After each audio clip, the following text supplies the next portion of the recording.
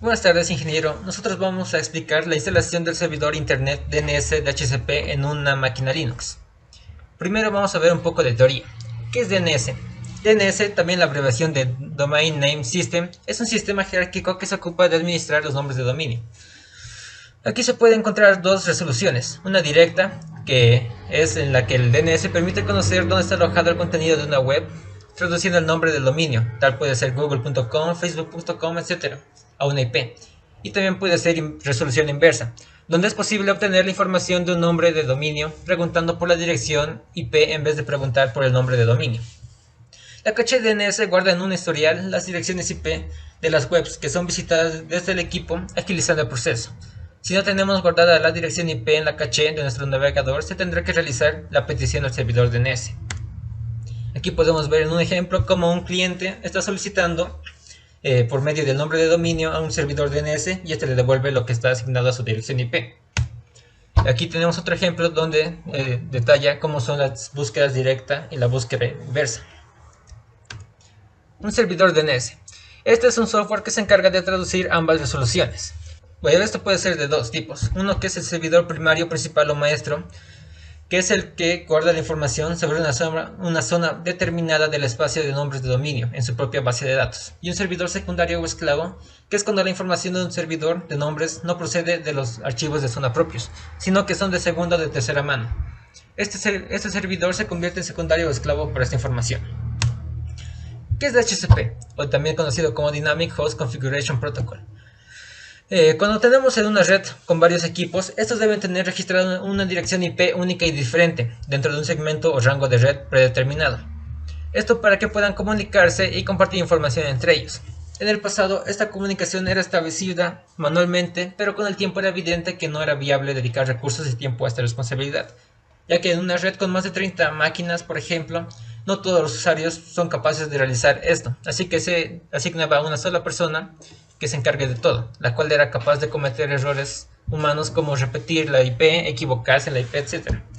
Es ahí donde nace el protocolo de HCP. Este fue diseñado principalmente para ahorrar tiempo gestionando direcciones IP en una red grande, asignándolas de manera automática y de forma que fueran reutilizables.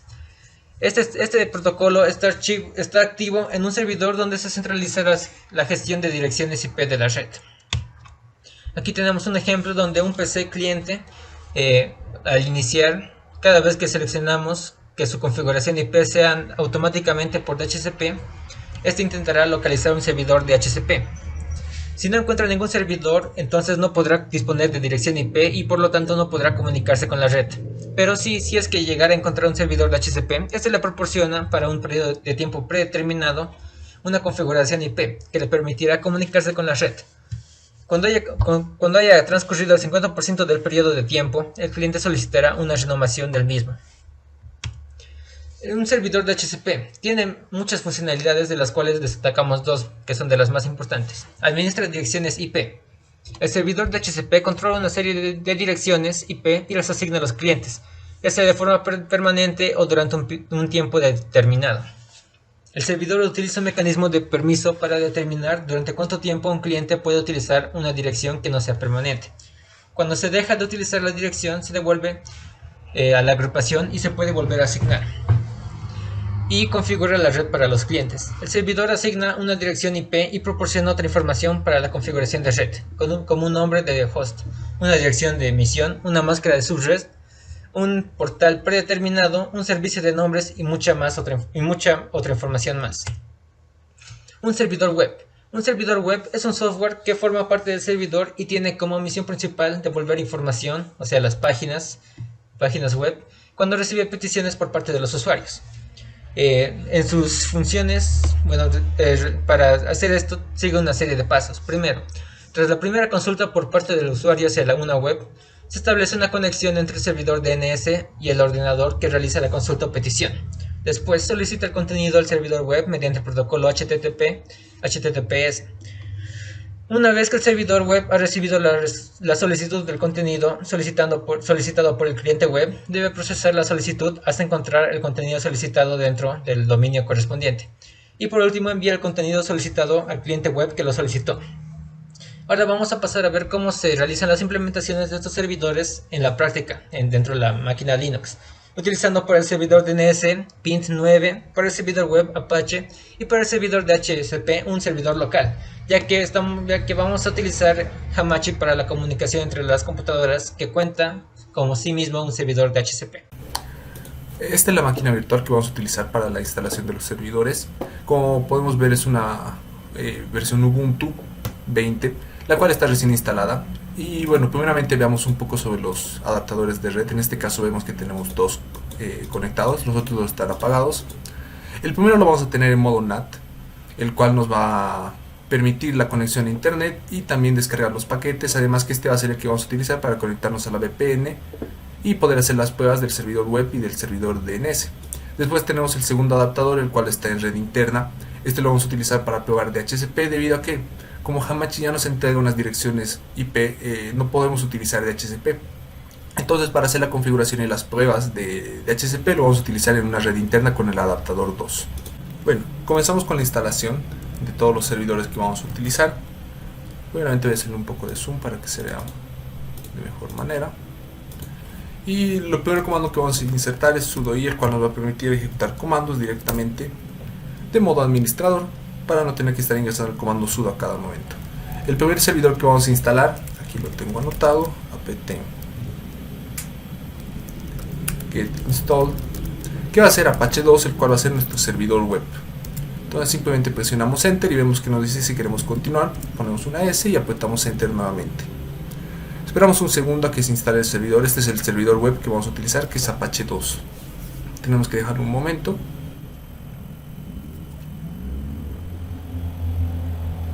Y ya está. Terminamos de instalar el servidor web, que es Apache. Continuamos con el siguiente y ya está. Terminamos de instalar el servidor web, que es Apache. Continuamos con el siguiente, que es el servidor DNS, cual vamos a utilizar Bin9 en este caso. Nuevamente el mismo proceso, solo que ahora colocamos Bin9, colocamos ese, enter nuevamente y esperamos a que se instalen los debidos paquetes. Ya está. Por último pasamos al servidor DHCP, el cual es ISC DHCP Server. El mismo proceso, presionamos enter, nuevamente la letra S y enter nuevamente y esperamos a que todos los paquetes se terminen de instalar. Ya están instalados los tres paquetes. Podemos hacer la prueba colocando el comando service y el nombre del servidor que queremos ver junto a la palabra status. En este caso vemos que Apache 2 en este caso está activo incluso. Luego tenemos el de Bin9, que también se encuentra activo, pero vemos que tiene tal vez algunos problemas. Esto es debido a que todavía no están configurados, es lo que vamos a hacer a continuación. Y por último veamos el servidor ISC, que este es el único que no está todavía encendido. Bueno, les voy a mostrar la instalación de Hamachi para Linux.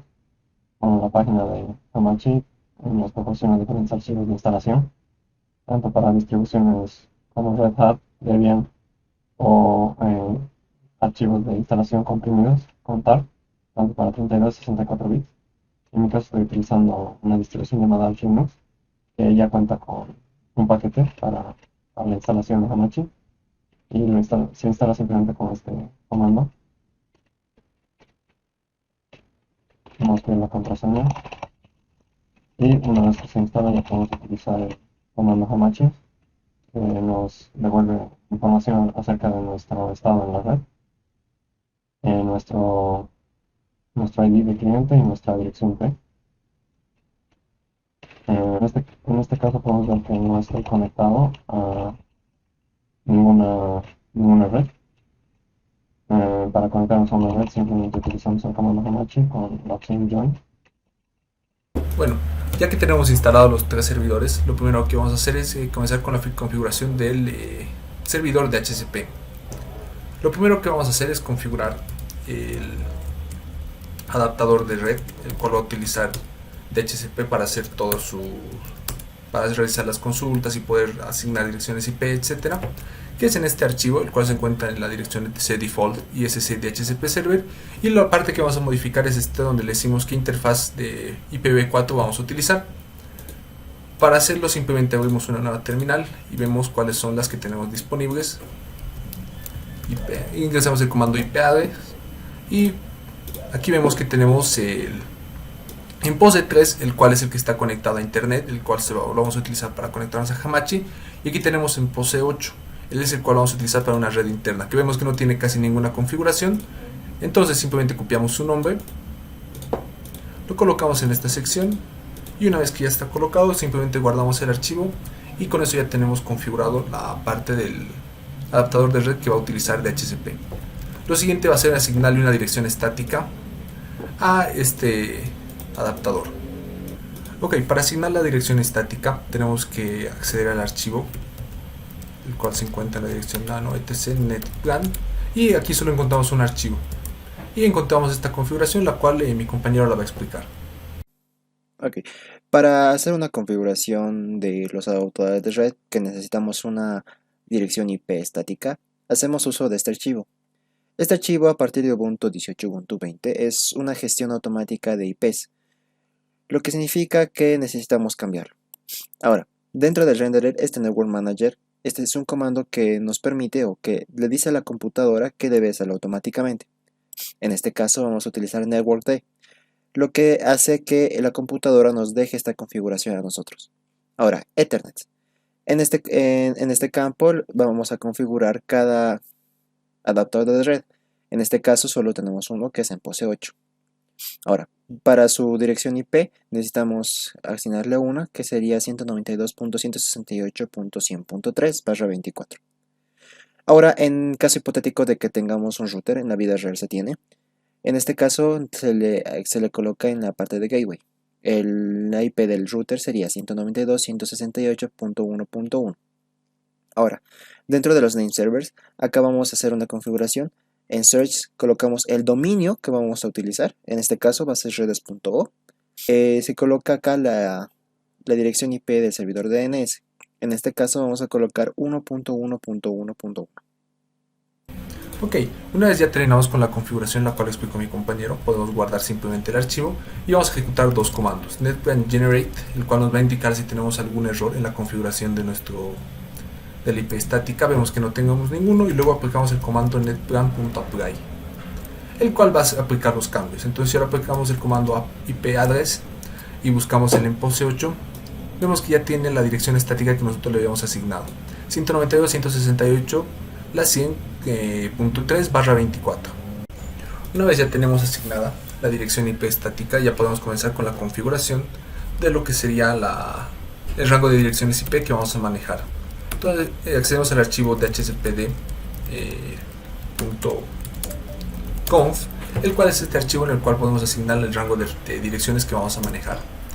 Vemos que tenemos un archivo bastante extenso, pero vamos a borrar todas las partes comentadas y vamos a dejar solamente lo importante.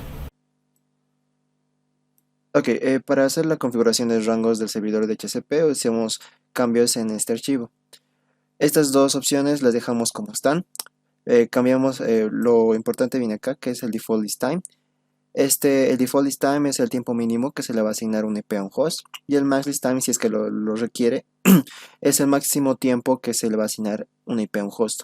Ambos están en segundos. Ahora, para subnet max tenemos la 192.168.100.0 con una máscara de 255, 255, 255.0. Ahora, estas tres opciones son las que son información que van a enviar a los hosts, por lo tanto no son obligatorias. Lo que sí es obligatorio es colocar el rango de direcciones. En este caso vamos a asignar desde la 100.50 hasta la 100.100. Ahora, también se puede asignar direcciones IP de acuerdo a las MACs. Se le coloca la dirección MAC y la dirección IP a la que se va a asignar a esta misma dirección MAC. Una vez el archivo ya está configurado, simplemente lo guardamos y tenemos que reiniciar el servicio. En este caso buscamos ISSP DHCP y le damos un restart. Una vez hacemos esto nuevamente, pero ahora vamos a verificar que esté activo. Entonces aquí podemos ver cuando colocamos el status, vemos que ya está activo, corriendo y que aparentemente todo está bien configurado, por lo cual vamos a comenzar con unas pruebas en una red interna. Ya que terminamos de configurar el servidor de DHCP, podemos comenzar con las pruebas. En este caso aquí tenemos una máquina cliente, la cual podemos ver que tiene 4 tarjetas de red, todas están de manera interna. Además, la cuarta podemos ver que tiene la dirección MAC, que le asignamos una dirección estática específica fuera del rango, por lo cual si ejecutamos el comando IP address podemos ver que efectivamente este tiene la dirección 50, la 51, 52 y este tiene la 200, ya que se le asignó una dirección fuera del rango. También aquí podemos corroborarlo haciendo un status y podemos ver aquí todas las peticiones, todas las ofertas y todos los requests que se fueron haciendo. Ya que hemos finalizado con la configuración del servidor de DHCP, podemos comenzar con la del DNS. El primer paso que tenemos que hacer es asignar una dirección estática al servidor. En este caso, al estar usando una VPN, ya tenemos una dirección la cual se nos va a asignar siempre al conectarnos a Hamachi. De forma que este paso ya no lo podemos realizar, ya que si modificamos esta dirección, perdemos cualquier conexión con la VPN. Podemos ver rápidamente donde se encuentran todos los archivos de configuración de Win9. Vemos que en este apartado tiene varios archivos, algunos ya por defecto, pero en este caso el único que nos interesa es el de nameconf local, donde vamos a definir nuestras propias zonas de resolución. Entonces accedemos a este archivo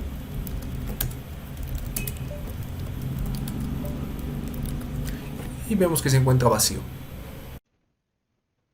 En cuanto a los archivos de configuración del servidor Vine, tenemos un archivo de configuración llamado name.com o name.com.local, ubicado en el directorio etc o etc Vine. Y bueno, aquí es donde se definen los parámetros de configuración del servidor. En este caso tenemos definidas las referencias a la base de datos de las zonas. Tenemos definido la zona para el dominio redes.bo o el nombre redes.bo. En la dirección etc Vine dbredes.bo y la zona inversa, en este caso la IP del servidor y la extensión adderarpa ubicada en el directorio etc bind db y la IP. La IP está escrita de derecha a izquierda debido a que es el inverso, ¿no? La consulta inversa.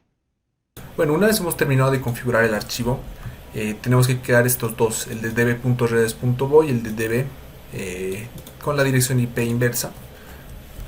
Entonces esto ya lo hicimos para ahorrar un poco de tiempo, pero si vemos es simplemente copiamos esta plantilla el cual se encuentra en db local para ya tener una base para la configuración y así evitar más errores. Podemos ver aquí el archivo, por ejemplo, db dtcbint barra el que acabamos de crear, el cual es db.redes.bo, y vemos que efectivamente es una copia del archivo anterior, el cual vamos a utilizar como plantilla para la configuración actual. Si vemos el archivo de configuración de la zona redes.bo, podemos ver que tenemos la definición del tiempo de vida del paquete y seguido de los recursos. Todo recurso que se define debe tener los parámetros de el nombre, la clase del recurso, el tipo del recurso y el dato que almacena, ¿no? O que mapea. En este caso tenemos la primera definición que se tiene es la de SOA o Start of Authority, que en este caso se pone arroba en el caso de que se quiere utilizar el origen. La clase del recurso, en este caso el más común para internet, IN, el tipo del recurso, SOA, y bueno, se define la información del nombre principal del servidor DNS y el correo de la persona encargada o con autorización de esta zona. Tenemos otros parámetros que definen tiempos. Bueno, el primero sería la definición del número serial y después los tiempos de refrescado, de expiración y seguidamente tenemos los mapeos de los nombres con los datos que pueden ser el nombre del servidor en este caso, una definición de tipo A que define una IP en este caso versión 4, esta es la IP del servidor, un canonical name o alias que define el nombre página.redes.bo. Y en el caso de que sea una consulta inversa, en el caso de que se pida se mande la IP y se quiera el nombre, tenemos definida esta configuración, el tiempo de vida, la configuración de SOA, el nombre, el servidor DNS de nombre. Por último tenemos la definición de PTN, que se utiliza comúnmente en definiciones de buscado inverso. En este caso solo estamos definiendo eh, el subnombre 144, y aquí ya se tiene definido el resto de de la IP en el origen. Una vez tenemos configurados ambos archivos, tanto el de resolución directa como el de resolución inversa, podemos ejecutar unos cuantos comandos los cuales nos permiten verificar que estén correctamente configurados. Pero podemos hacer un check conf para verificar si nuestro archivo de nameconf local está correcto. Si presionamos enter y no vemos ningún mensaje, significa que está configurado correctamente. Luego podemos hacer un checksum para checar las dos zonas que hemos realizado. Si ejecutamos, vemos que nos dice que está todo ok y que se han cargado dos seriales. Por último, podemos checar la configuración del redes.o. Si presionamos enter, nuevamente nos dice que han sido correctamente cargados. Por último, tenemos que reiniciar el servidor Vint. Hacemos un restart y hacemos un service.status para ver si se ha configurado correctamente, y como vemos que no tenemos ningún error, el servidor aparentemente ya está configurado correctamente. Posteriormente haremos unas pruebas con la VPN después de configurar el servidor web. Ya que tenemos el servidor DHCP y el DNS configurados, vamos a pasar finalmente al servidor de internet. Para hacerlo un poco más interesante, descargamos una plantilla de una página de internet, la cual es simplemente un archivo que va a tener HTML, CSS y un poco de JavaScript, simplemente para hacerlo un poco más interactivo. El primer paso que deberíamos realizar antes de cualquier configuración es asignar una dirección estática al servidor. En este caso, nuevamente, como el servidor lo vamos a utilizar con Hamachi, no podemos asignarle una dirección estática porque perderemos la conexión con la VPN. Pero en este caso podemos usar la que ya nos asigna Hamachi, la cual se va a mantener estática a lo largo de toda esta práctica. Ya que aclaramos lo de la dirección IP, lo siguiente que podemos ver es la carpeta donde se almacenan todas las páginas web que van a ser mostradas. Esto se hace en var www. Si hacemos un list, vemos que hay dos páginas. Esta es la que viene por defecto al instalar el servidor y esta es la que nosotros acabamos de copiar. Si ingresamos a página, podemos ver que nuevamente que es el archivo que previamente mostramos, el que les encontraba en descargas. Lo muestro rápidamente, que vemos que es el mismo archivo. Todo lo que hicimos simplemente es copiarlo en esta dirección donde se almacenan las páginas que van a ser mostradas. No es necesario borrar HTML, ya que en la configuración podemos simplemente especificar que esta página no sea la que se muestre y que sea la que nosotros hemos cargado. Ok, ahora podemos ver aquí en la dirección ETS Apache 2 que tenemos varios archivos de configuración. El que en este momento nos interesa es Sites Available, que es donde vamos a guardar las configuraciones de todas las páginas que tenemos y que en alguna ocasión quisiéramos mostrar. Entonces vamos a esta sección, Sites Available, y vemos que simplemente tenemos una de default, y esta de default es la que ya teníamos, que es la que muestra la página por defecto de Apache. Entonces lo que vamos a hacer es crear un nuevo archivo en esta sección, el cual va a ser página.conf. Si ingresamos, vemos que el archivo va a estar vacío. Y a continuación mi compañero va a explicar cuál es la configuración que debemos ingresar en este archivo para poder cargar el sitio correctamente. Bien, continuando con el archivo de configuración para la página, establecemos la etiqueta de virtual host, donde vamos a asignarle la dirección estática a la cual queremos que responda la página, seguida de 2 puntos y a continuación el puerto el cual queremos que responda. Esto podemos también asignarle un asterisco para la dirección y un asterisco para el puerto, lo que significaría que responde a cualquiera de las direcciones o puertos respectivamente. Dentro vamos a asignarle unos atributos como ser server name, que va a ser el nombre de nuestro servidor, server admin, que va a ser la dirección ficticia del servidor, el document root, que va a ser donde se encuentra la página, y el directory index, que va a ser el archivo principal de la página. Por convenio, esto se utiliza como index.html, pero en el caso de que quisiéramos manejar otro nombre, deberíamos especificarlo en esta línea.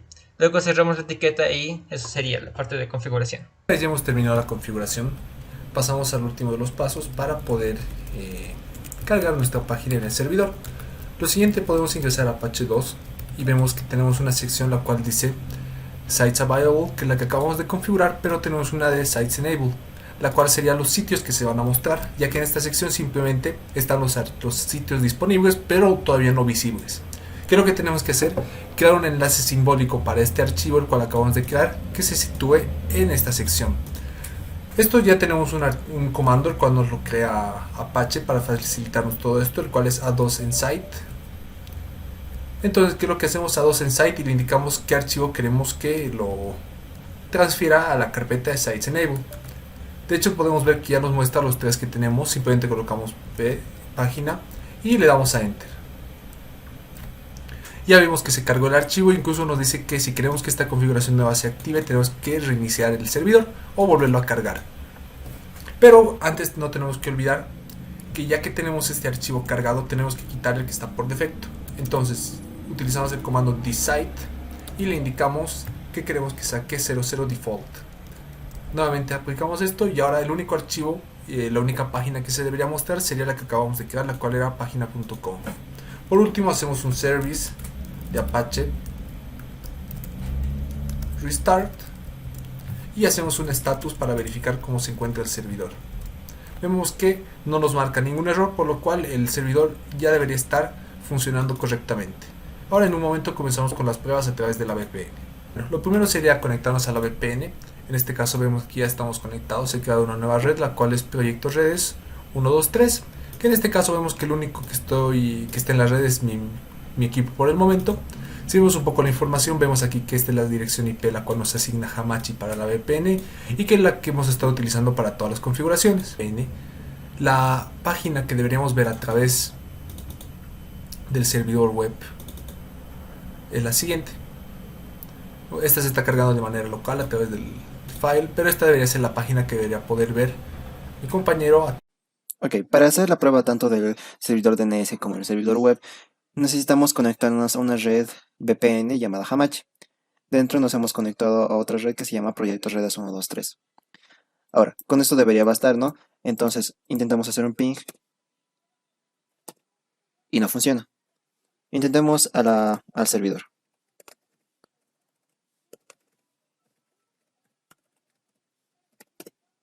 Y tampoco funciona. ¿Por qué es esto? Es porque Hamachi nos sirve de ser de servidor de DHCP. Entonces, él es el que nos da las direcciones IP y él es el que nos da la información del servidor DNS. Por lo tanto, ya que el servidor de DHCP no es el nuestro, necesitamos configurar manualmente esta configuración de DNS. Entramos a panel de control, centro de redes y recursos compartidos, a Hamachi y la dirección IPv4. Una vez hagamos esto, colocamos este IP como servidor de DNS. 25.58.234.144. Aceptamos y listo. Una vez hecho esto, se debería poder hacer ping. Si lo intentamos, como podemos ver, el tiempo de respuesta ya se puede hacer un ping. Se tiene una respuesta del servidor, incluso de la página de redes. Ok. Entonces también podemos aclarar que página.redes.bo solo es un alias de todo. Este nos dirige a servidor.redes.bo, el cual se redirige a esta IP.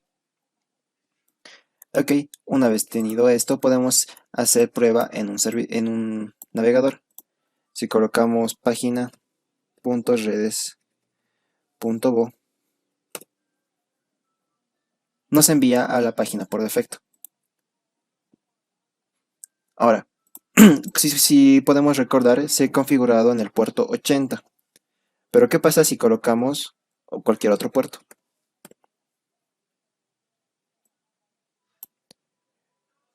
No funciona.